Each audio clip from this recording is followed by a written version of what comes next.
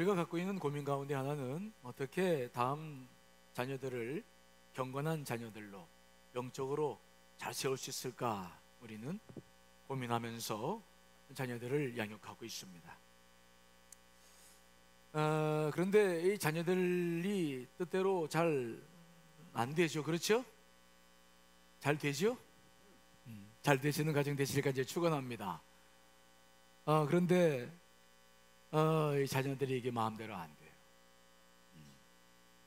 정말 하나님을 잘 섬기고 살게 하고 싶은데 이게 뜻대로 잘 되지 않을 때가 많이 있어요.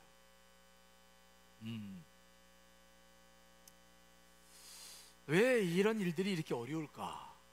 왜 우리가 신앙생활을 하고 있는데 자녀들은 주님으로부터 멀어지는 일들이 생길까? 어떻게 하면 우리가 경건한 자손을 세우라 말씀하시는 하나님 앞에 순종할 수 있을까? 오늘 우리는 이 가정의 달을 맞이하면서 오늘은 그 문제에 대해서 여러분과 함께 말씀을 나누려고 합니다. 그런데 이 고민, 다음 세대에 대한 고민은 우리만이 갖고 있는 고민이 아니었습니다. 오늘 성경을 우리가 쭉 보면 출애굽 2세대를 이끌고 가나안 땅을 점령해서 한 나라를 세웠던 여호수아, 그에게도 우리와 동일한 고민이 있었습니다. 자신을 이끌고 온 출애굽 2세대들은 하나님의 역사를 직접 경험했습니다. 하나님께서 요단강을 가르치셨고 하나님께서 여리고 성을 무너뜨렸고 하나님께서 그들과 함께해서 바로 그들이 가나안 땅에 들어와서 한 나라를 세우고 있음을 알고 있었습니다. 그래서 그들은 가나안 땅에 와서도 하나님을 잘 섬겼습니다. 그런데 문제는 그 다음 세대들입니다. 그들은 하나님의 역사를 자신들처럼 경험하지 못하고 있습니다. 또 그 당시 이 가나안 부족들, 특별히 여호수아가 하나님의 부름을 받을 때 그 시기는 정치적으로는 그 가나안 땅을 다 점령해서 7 부족을 물리치고 각 지파의 땅을 분배해서 한 나라를 세운 것 같지만 아직 각 지역마다 가나안 부족들이 많이 살고 있었습니다. 이제 각 지파가 그 부족들을 진멸시키지 않으면 안 됩니다. 그러나 만일 그 부족들을 진멸시키지 않았을 때 이스라엘 민족에게는 심각한 도전이 올 것을 여호수아는 알고 있었습니다.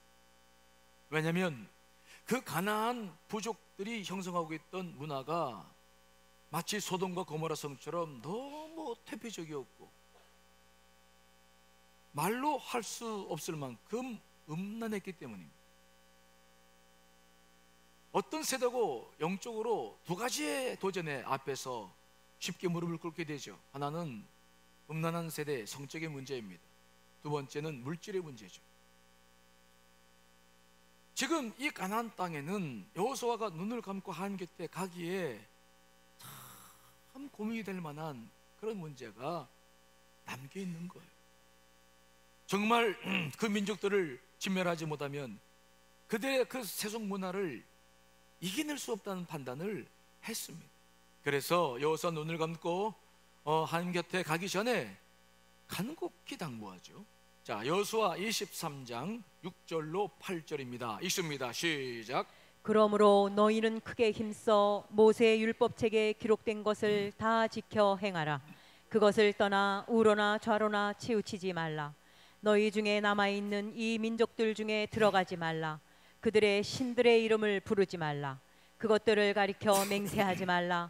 또 그것을 섬겨서 그것들에게 절하지 말라. 오직 너희의 하나님 여호와께 가까이 하기를 오늘까지 행한 것 같이 하라. 아멘. 여호수아는 백성들에게 간곡히 당부했습니다. 모세의 율법책에 기록된 대로 다 지켜야 된다. 말씀을 떠나서 우로나 좌로나 절대로 치우치지 말아라. 또 하나 더 강조한 것이 있는데 너희 중에 남아있는 그 민족들 중에는 들어가지도 말아라. 그들의 신들의 이름을 부르지도 말아라. 맹세하지도 말고 절하지도 말아라. 지금 오늘처럼만 하나님을 섬겨라.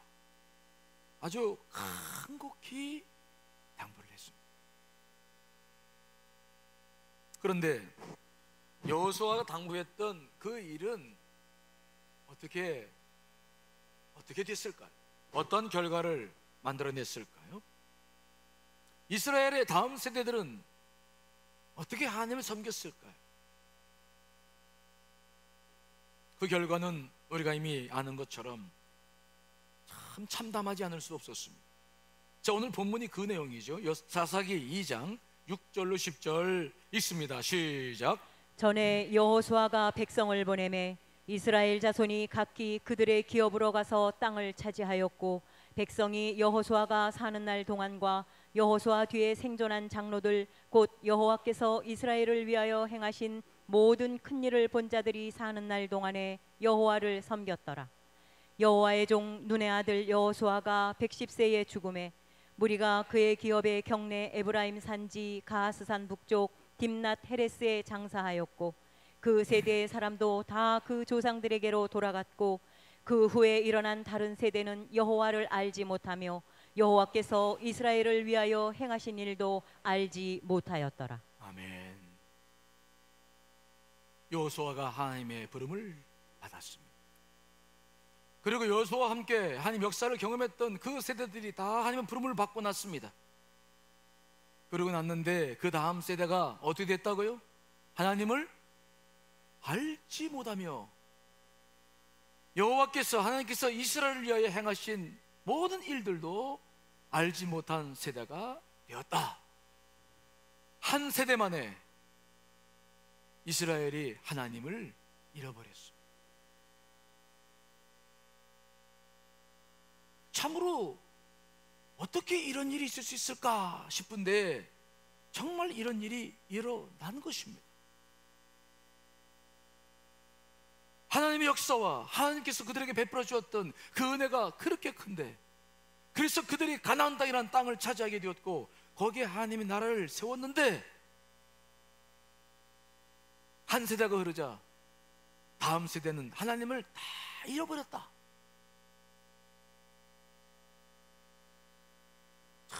참으로 가슴 아픈 일이 아닐 수가 없어요.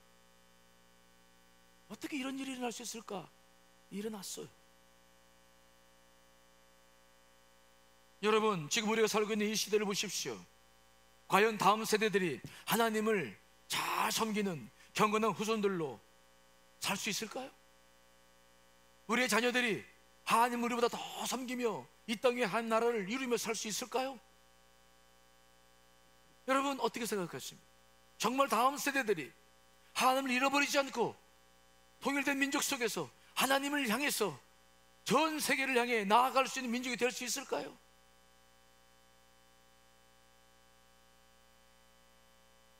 우리는 지금 교회들의 변화, 크리스찬들의 변화를 보고 있습니다. 얼마나 많은 교회들이 무너지고 있고 얼마나 많은 크리스찬들이 세상을 향해 떠나는지를 보고 있습니다. 계속해서 우리가 이런 문화 속에서 산다면 정말 우리가 다음 세대에 대해서 정말 그들은 하나님을 잘 섬길 것이라고 확신할 수 있을까? 교회마다 교회 학교들이 텅텅 비어가고 있습니다. 우리 교회는 그래도 젊은이 교회가 있어서 많은 친구들이 예배 생활을 하고 있는 것처럼 보이지만 전체적으로 봤을 때 한국 교회에 교회 학교 아이들과 청년들이 사라지고 있죠.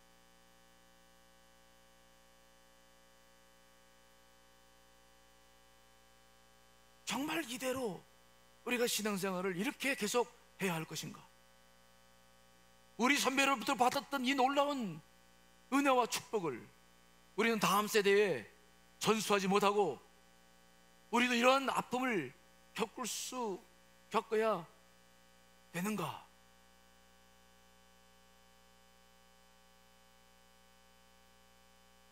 우리는 이 문제를 고민하지 않을 수가 없습니다. 왜 이스라엘 백성들은 정치적으로는 승리해서 그 땅을 점령했는데 왜 역으로 하나님은 잃어버렸을까?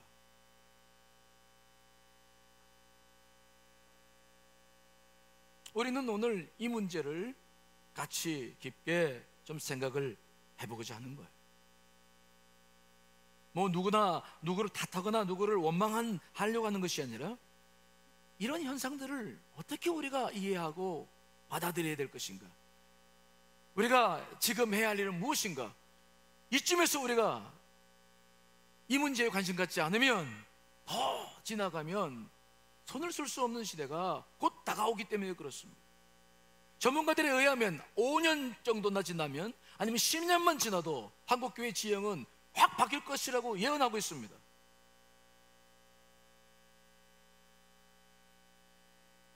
지금 우리는 그런 위기 속에서 한국교회를 보고, 우리 교회를 보고 내 신앙과 내 자녀를 볼 수 있어야 됩니다.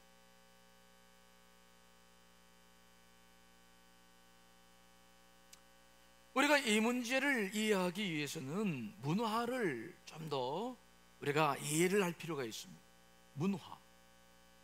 문화를 이해해야만이 왜 이스라엘 백성들이 이런 일을 겪었는지를 이해할 수가 있습니다. 우리가 문화를 이해하는 해석의 여러 가지 방법들이 있지만, 우리가 이 문제를 보기 위해서는 인종 문화 동화 모델이라고 하는 문화 이론을 조금 살펴볼 필요가 있습니다. 이것은 미국에서 150여 민족들이 함께 동화되며 살고 있는 것을 연구하면서 발전된 이론들인데, 특별히 밀턴 고던이라는 사람의 이론들이 저희들에게 도움이 됩니다. 뭐 어려울 것 없습니다. 이 사람의 이론은 문화를 두 가지로 봅니다. 첫째는 뭐냐면 수직 문화가 있고 수평 문화가 있다. 제가 언젠가 철야 시간에 한번 헌신 예배를 드릴 때 이 설교를 한 적이 있습니다. 수직 문화가 있고 수평 문화가 있다. 수직 문화는 뭐냐? 이것은 뿌리 문화라고 하는데, 한 인종이 전통적으로 가지고 있는 종교와 관습과 사상과 언어를 통해서 형성된 문화입니다. 이것은 그 민족의 아이덴티티, 정체성을 형성시켜 줍니다. 견고한 문화죠. 그래서 유형, 무형의 그러한 교육을 통해서 이 정신적인 그런 문화가 다음 세대에게 전달되어지고 뿌리를 내려가고 있는 대단히 중요한 그러한 문화인 것을 우리가 보게 됩니다. 자신보다는 자신의 공동체를 중요하게 여긴 문화죠. 근데 이에 비해서 수평 문화라는 것이 있는데, 이것은 깊은 사상적인 기반이 있는 것이 아니라 그냥 우리가 즐기는 대중 문화입니다. 표면적인 문화입니다. 일시적이면서도 외형적인 것이죠. 눈에 보이는 가시적인 문화입니다. 예를 들어서 뭐 잘 먹고 잘 살고 싶은 문화, 뭐 인간의 외모를 요즘 우리가 얼마나 중요시 여깁니까? 또 우리가 부르는 뭐 세상 노래, 뭐 우리가 이미 많이 지나갔지만 뭐 옛날 생각해 청바지 문화, 통기타 문화, 뭐 햄버거 문화와 같은 것들, 일시적인 만족과 쾌락을 주는 문화들입니다. 이것들은 실정에 남은 버리고 다른 것들로 바꾸면 되는 것입니다. 끊임없이 변화되고 있습니다. 근데 문제는 뭡니까? 이 문화는 공동체보다는 자아중심적인 개인주의를 끊임없이 추구하게 만듭니다. 또 정신적인 것보다는 인간의 외형이나 물질에 더 가치를 두는 물질 숭배 세상에 길들여지게 만듭니다. 이것은 또한 하나님의 존재를 인정하기보다는 인간의 능력을 숭상하는 인본주의와 과학 만능주의를 지향하게 만들고 있습니다. 이것은 또한 인간의 영이나 정신보다는 육을 자극시키는 쾌락주의에 빠지게 합니다. 쉽게 말하면 우리가 지금 보고 있는 대중문화입니다. 그런데 이것을 연구한 학자들에 의하면 사람들이 문화에 동화되는 것을 연구해 봤을 때 수직문화, 즉 자기들의 종교 문화에 깊이 들어가서 그것을 경험한 사람들은 어떤 수평 문화에 내놔도 수평 문화에서 흔들리지 않는다는 거예요. 그러나 수직 문화가 옅은 사람들은 쉽게 세상 문화에 동화되고, 쉽게 자기의 민족도 잃어버리고, 자기의 정체성도 잃어버리고, 자기의 뿌리도 쉽게 잃어버리고.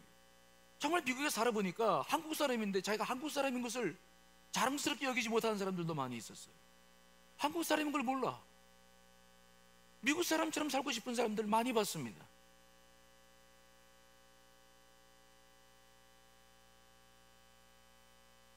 그러나 수직 문화가 깊이 뿌리 내린 사람들은 쉽게 수평 문화에 물들지 않습니다. 그들은 마치 물속에 사는 물고기 같습니다. 그들은 물속에 삽니다. 우리가 대중문화 없이 살 수 있습니까? 물고기가 물 없이 살 수 있습니까? 근데 중요한 것은 무엇입니까? 물고기들이 물속에 살아도 물속에 빠져 죽지는 않는다는 거예요.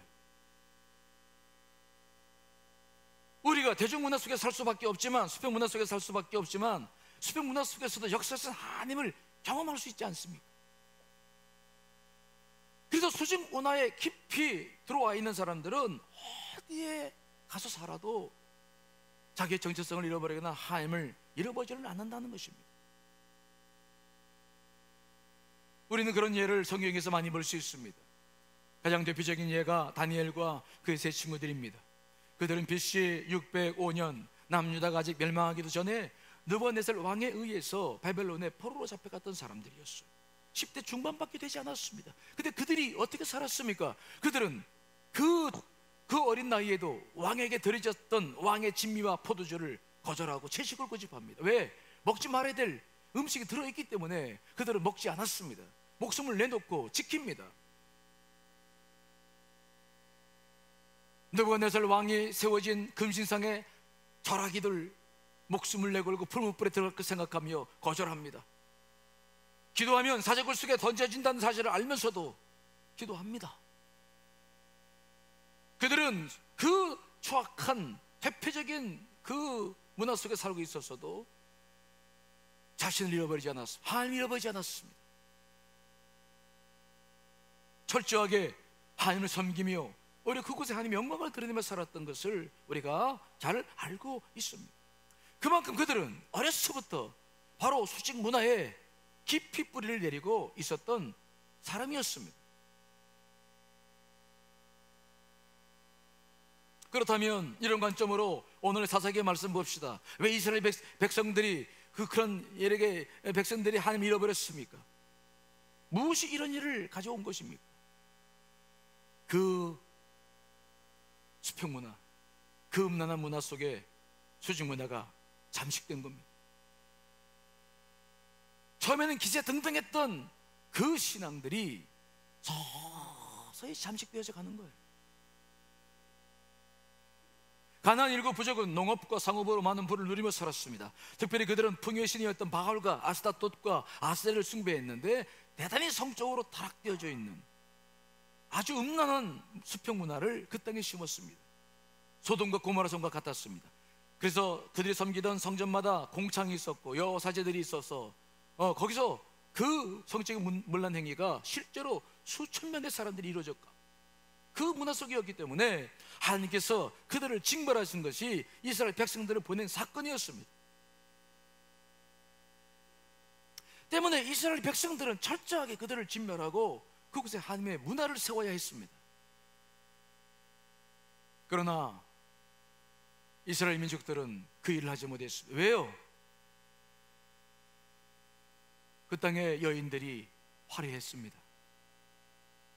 고고학적인 자료를 보니까 그때부터 이미 화장술이 개발됐고 외모를 가꾸는 일들이 그들의 문화였습니다. 유대인 여인들과는 달랐습니다. 그래서 그들이 진멸해야 될 그들을 진멸하지 못하고 살려두고 그들을 자기 가정 안에 들어들여 결혼하기 시작합니다. 이것은 명백하게 하나님의 율법과 여기서 유언을 저버린 일이었지만 그들은 율법을 버리는 대신 그 여인들을 선택하기 시작했어요. 근데 문제는 무엇입니까? 그 여인들과 결혼하니까 그 여인들이 섬기던 우상들 바알과 아세라와 이런 신들을 다 가지고 들어오는 거예요, 집으로. 그래서 집에다 가정재단을 쌓고 그 집에서 바알을 섬기는 겁니다. 아세를 섬기는 겁니다. 여러분, 아내 이기는 남편 봤습니까? 봤습니까?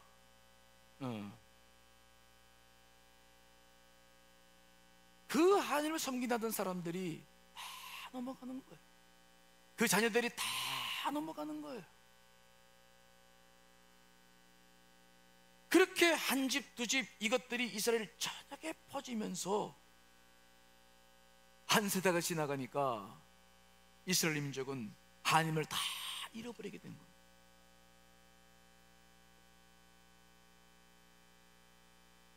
참으로 가슴 아픈 일이 아닐 수가 없습니다. 요즘으로 말하면 교회와 목회자들과 교인들이 다 세속화되는 겁니다. 다 세상스러움처럼 살고 마는 거예요.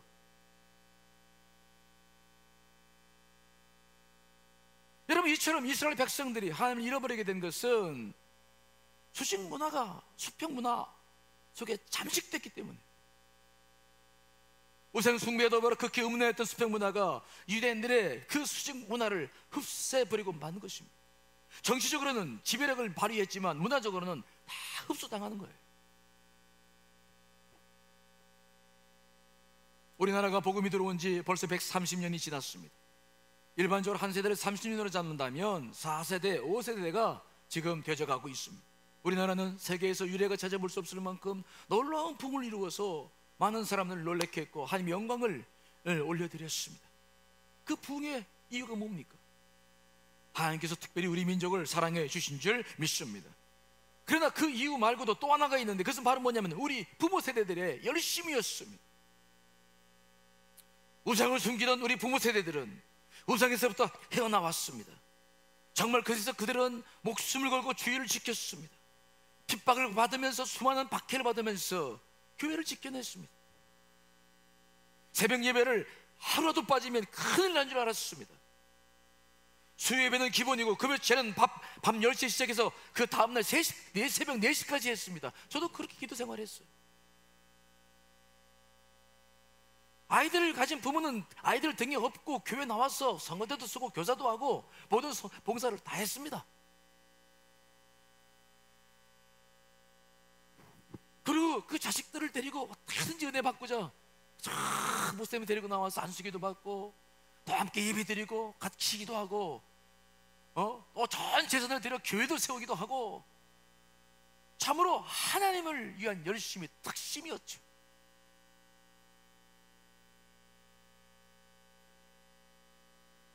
근데 지금 우리들의 세대는 어떤 중심으로 신앙생활을 하고 있습니다?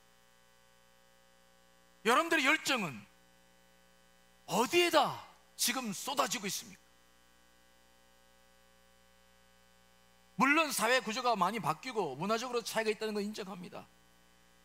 지금은 더 분주하고 바쁘고 먹고 살기 힘든다는 사실도 알고 있습니다. 그러나 여러분, 우리가 주목해야 될 게 있는데 바로 문화와의 관계예요. 우리 교회가 왜 이렇게 되어 있느냐?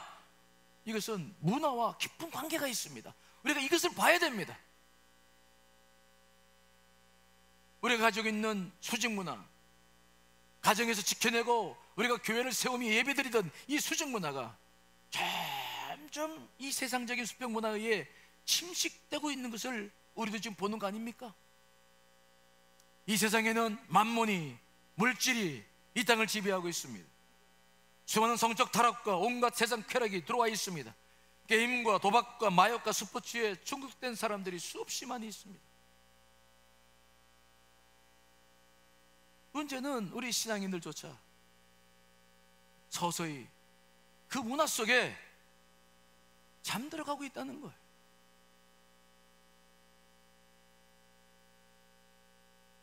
이 나라의 민족이 어떻게 축복을 받아왔고 어떻게 이렇게 큰 축복 속에 살고 있는지 잊어버리고 있습니다.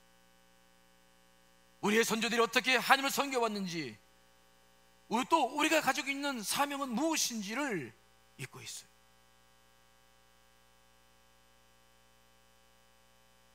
그저 나 하나 잘 먹고 잘 살면 되고, 나 하나 편하면 됩니다. 더 이상의 목표를 잃어버려요. 나라도 교회도 우리는 많은 것을 잃어버리고 살고 있는 것은 아닌가. 예배를 드려야 될 주임에도 불구하고 요즘처럼 연휴가 계속되면 우리는 우리의 가족 속에 예배보다는 나들이를 통해서 수평 문화를 심어요. 자녀들에게 하나님과 이 소중했던 주의를 지킬 생각을 하지 못하고 생명처럼 지키지 못하고 여행 다니고 나들이 다니며 자녀들에게 오히려 수평 문화를 부추깁니다. 그들이 보고 배우는 것은 무엇입니까?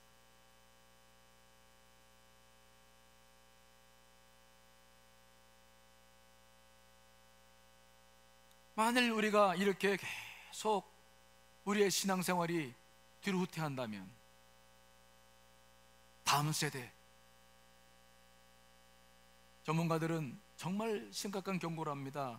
5년, 10년입니다. 한국교회가 5년, 10년 후에는 커다란 지형 변화를 예고합니다. 그 시대에 우리가 지금 살고 있다는 것을 잊어서는 안 돼요. 여러분 주변을 보십시오.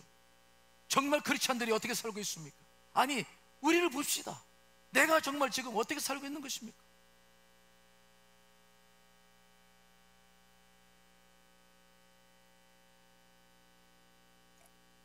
특별히 이 사사기를 보면 그들의 수평문화에 빠지는 원인 하나를 더 발견하게 되는데, 그것은 바로 뭐냐? 경제적인 논리예요.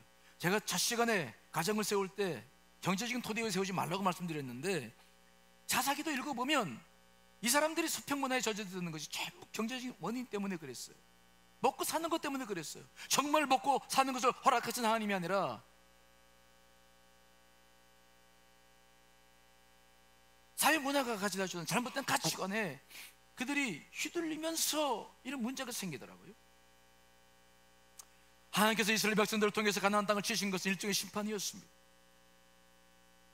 소돔과 고모라 성처럼 무너졌던 그 땅을 심판하신 것입니다. 그러므로 이스라엘 민족들은 분명히 그 가나안 부족들을 진멸해야 될 사명이 있었습니다.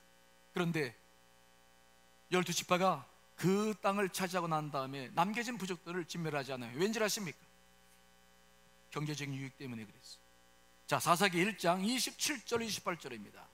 읽습니다. 시작. 므낫세가 베스안과 그에 딸린 마을들의 주민과 다낙과 그에 딸린 마을들의 주민과 돌과 그에 딸린 마을들의 주민과 이블로함과 그에 딸린 마을들의 주민과 무기또와 그에 딸린 마을들의 주민들을 쫓아내지 못하매 가나안 족속이 결심하고 그 땅에 거주하였더니 이스라엘이 강성한 후에야 가나안 족속에게 노역을 시켰고 다 쫓아내지 아니하였더라. 아멘. 왜 그들을 살려줬느냐? 경제적인 가치, 노동력 때문에 그래요. 그들을 죽이는 것보다는 그들의 노동력을 통해서 오히려 경제적인 부를 얻어보자, 그것이 그들의 생각이었습니다. 그들은 하나님의 법보다, 하나님께서 명령하신 것보다 경제적인 논리가 늘 앞섰습니다.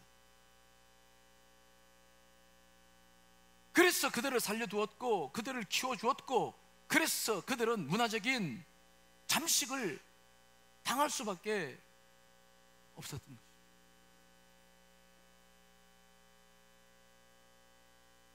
지금 우리가 살고 있는 시대를 보십시오.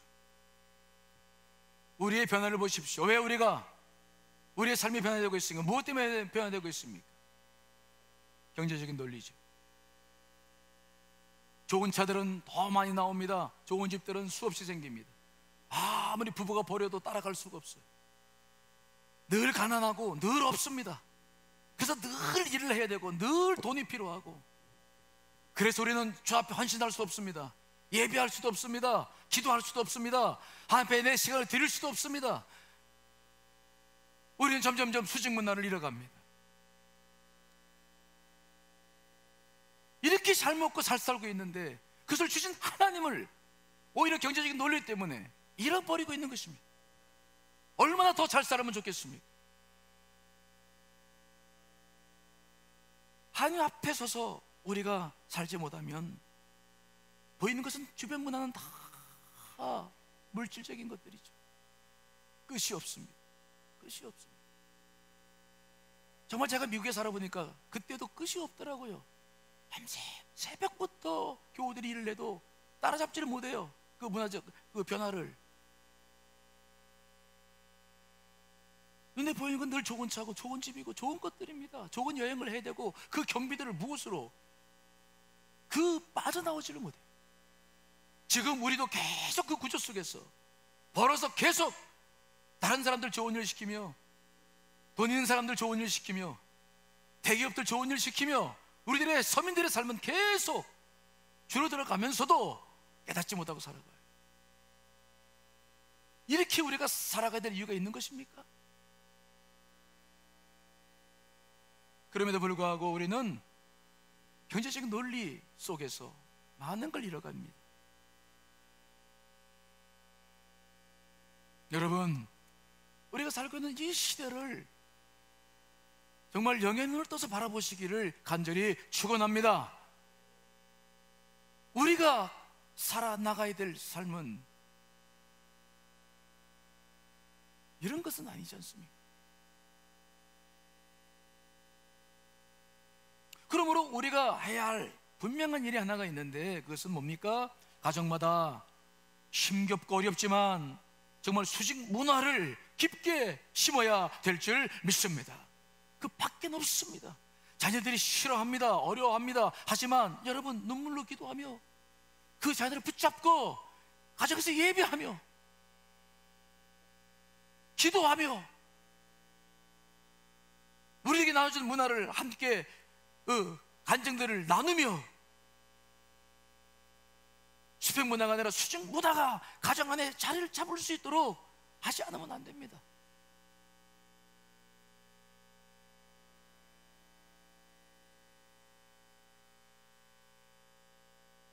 자녀들이 싫어해도 다독거리고 위로해주며 눈물로 기도해 보십시오.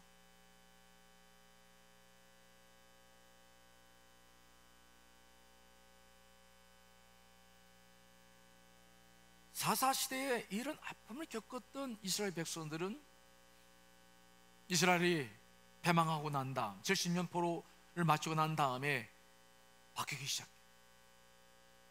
그들은 무엇이 문제인지를 알았죠. 그래서 그들은 예루살렘에 돌아와서 성전을 짓고 난 다음부터 그들은 말씀 중심의 삶으로 배워야 됩니다. 성전 중심의 삶에서 회당 중심의 말씀 중심으로 바뀝니다. 그때부터 바리새파들이 일어납니다. 말씀들을 연구하고 회당마다 자기 자녀들에게 말씀을 가르치는 운동을 하기 시작하고, 집집마다 부모들이 일어나서 자기 가족들을, 자기 자녀들을 무릎에 끼고 어려서부터 말씀을 가르치기 시작합니다. 전 세계적으로 문맹률이 거의 없는, 글을 모르는 사람들이 거의 없는 민족이 유대인입니다. 왜 그런 줄 아십니까? 말씀을 가르치기 위해서 그들이 머리를 틀 때부터 그들은 글자를 가르쳐요. 지금도 유대인 아버지들은 식사 시간이 되면 자녀들을 무릎에 앉히고 성경 이야기를 먼저 들려줍니다. 맛있는 음식에 거기에 성경 말씀을 써서 꿀을 찍어서 먹입니다. 성경에 관련된 수수께끼를 내면 식사를 합니다.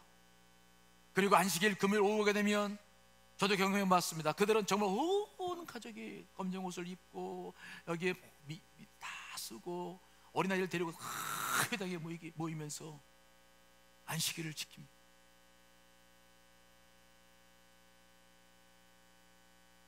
그들은 6월절과 같은 절기가 되면, 우리는 캠핑을 다니지만 그들은 초막을 짓고 밖에 나가서 초막을 짓고 정말 그들의 선주들이 살았던 대로 맛없는 빵을 먹으며 역사 이야기를 나누고 민족이 겪었던 일들을 나누고 그들에게 역사의식을 심어주고 깊은 수직 문화를 심습니다.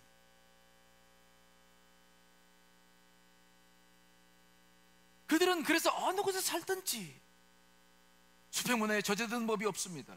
그들은 자기들이 입는 옷을 고집하고 자기들이 먹는 음식을 고집합니다. 자기들의 수직 문화를 생명처럼 지키고 있죠. 그 결과 연구에 의하면 전 세계에서 세대 차이가 나지 않는 민족은 유대인밖에 없습니다. 왜요? 수직 문화가 견고하니까. 이 수평 문화는 결이 달라서 5년 10년만 차이 나도 다 세대 차이를 느껴 통하지가 않아. 그러나 그 민족은 지금도 비록 그들이 예수 그리스도를 믿지는 못하지만, 인정하지는 않지만, 우리가 그들이 신앙생활하는 방법들은 배울 게 너무 많지 않습니까?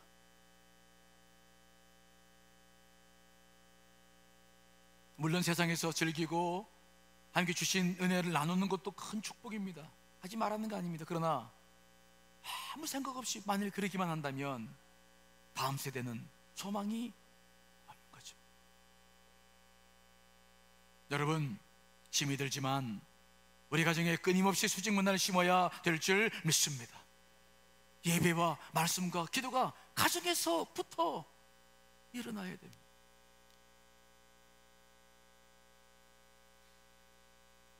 특별히 이 일을 위해서 이제 남자들이 일어서야 된다고 저는 생각해요. 남자들이 일어서야 돼요. 그저 먹고 사는 것들만 가지고 가정을 책임진다 생각하지 마십시오. 영적인 일들이 더 중요하다고 생각하십시오. 남성들이 일어서서 자녀를 품에 끼며 역사를 가리키고 신앙 속에서 가정을 세워나가야 되지 않겠습니까? 남자들은 무슨 돈 벌어주는 기계입니까? 그 일만 잘하면 되는 겁니까?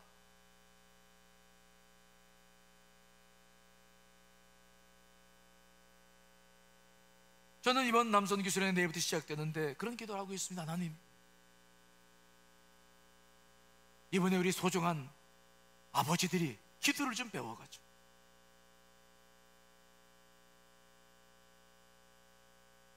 정말 집에 돌아가서는 자녀들과 더불어 기도하는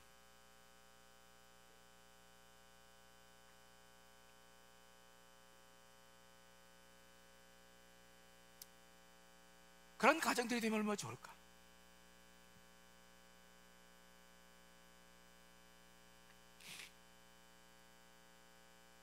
무너지고 있는 이 한국 교회를 바라보며 다시 한번 무릎 꿇으면 얼마나 좋을까?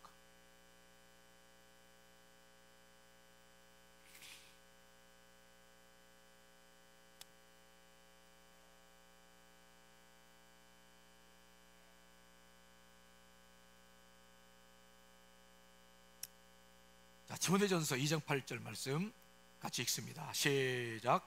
그러므로 각 처에서 남자들이 분노와 다툼이 없이 거룩한 손을 들어 기도하기를 원하노라. 아멘. 남자들은 정말 전쟁터와 같은 삶을 살아갑니다. 가족을 먹여 살리는 건 너무 어려운 일입니다. 그래서 분노가 많고 다툼이 많아요. 그런 남성들이 거룩한 손을 들어 기도한다면 하나님이 얼마나 기뻐하시겠어요.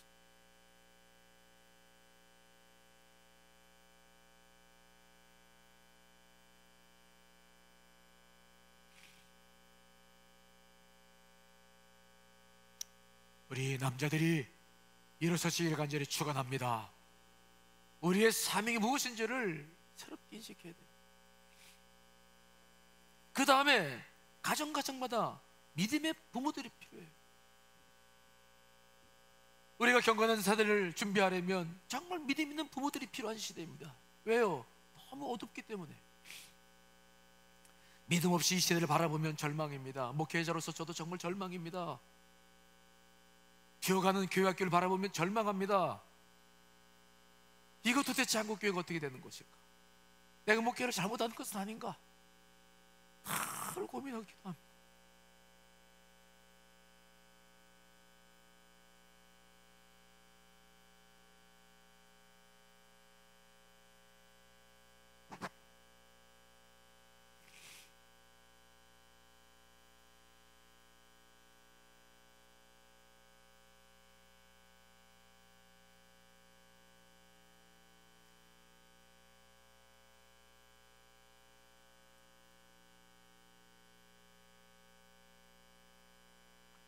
그러나 믿음의 눈을 떠서 보면 하나님의 소망은, 역사는 여전히 살아있음을 느낍니다. 여러분, 우리가 다시 한번 이 줌에서 믿음으로 나아갈 때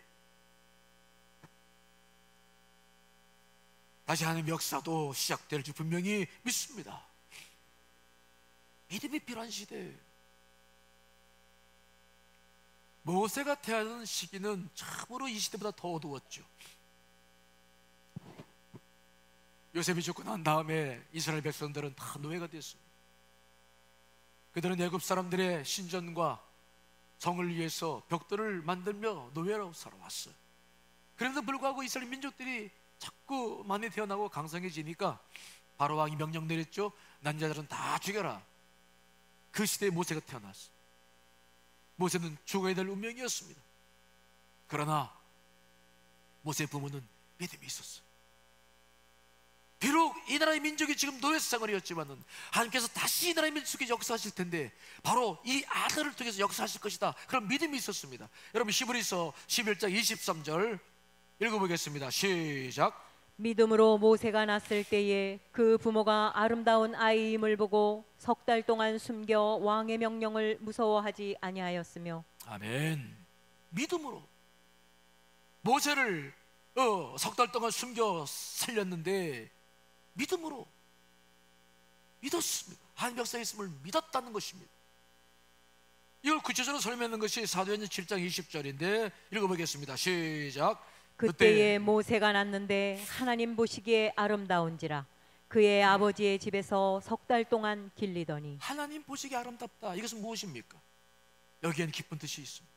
하나님께 쓰실 만하다, 하나님께 쓰실 때가 되었다, 그런 의미입니다. 모세 부모들은 레인이었습니다. 그들은 그 다른 백성들보다 하나님의 말씀을 잘 알고 있었습니다. 아브라함부터 시작돼서 예언된 말씀, 모세를 통해서 이루어질 역사들, 그리고 그 다음에 이룰 역사들, 그들은 분명히 믿었어요. 그래서 죽일 수밖에 없는 상황이었지만은 그 믿음을 가지고 그 모세를 살려내서 놀라운 위대한 출애굽 역사를 일으켜 나가게 된 줄 믿습니다. 믿음으로 자녀를 바라보십시오. 저도 두 자녀를 기르고 있습니다. 때론 좌절했어요. 어떻게 내 자식들이 저럴 수 있을까? 믿음의 눈을 떠서 보니 새로운 소망이 있었습니다.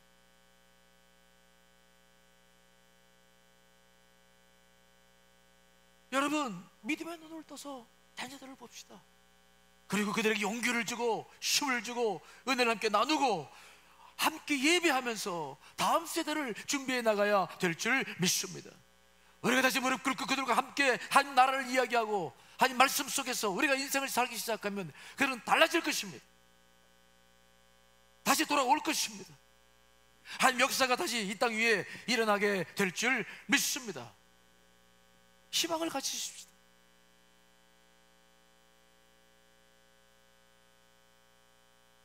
아브라함 링컨은 이런 말을 남겼습니다. 나는 어머니의 기도를 기억한다. 그 기도는 항상 나를 따라다녔고 평생 나와 함께 있었다.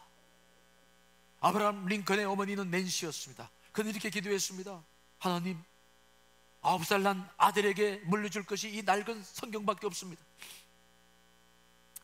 제가 이 땅을 떠나도 하나님께서 이 아들을 지켜주시고 부자나 높은 사람이 되기보다 성경을 읽는 사람이 되기를 간절히 소망합니다.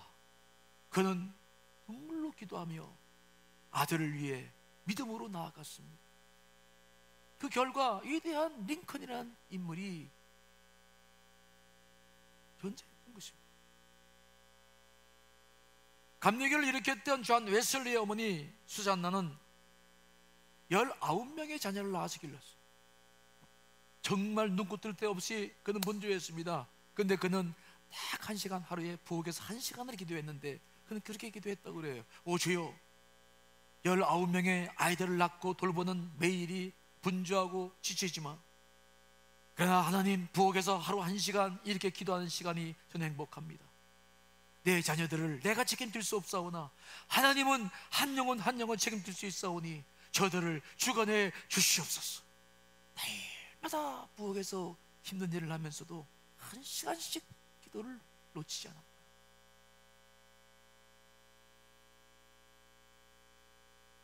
여러분, 다시 이 땅 위에 통일이 되어진 이 땅 위에, 남과 북이 하나가 된 이 땅 위에, 하나님의 말씀으로 통일된 이 땅 위에 다음 세대가 예배하는 모습을 바라보시기를 간절히 축원합니다. 백선에서부터 한라산까지 우리 온 민족이 하나 되고 다음 세대들이 영광을 찬양하며 그 복음을 들고 전 세계를 나가며 전 세계에 한 나라의 말씀을 심어줄 그 모습을 상상해 보십시오. 공의와 정의가 하수같이 흐르는 이 나라의 민족, 하나님 말씀이 강같이 흐르고 교회들이 신실되고 다시 교회가 됨을 되찾고 이 땅을 이끌어갈 그날을 기대해 보십시오.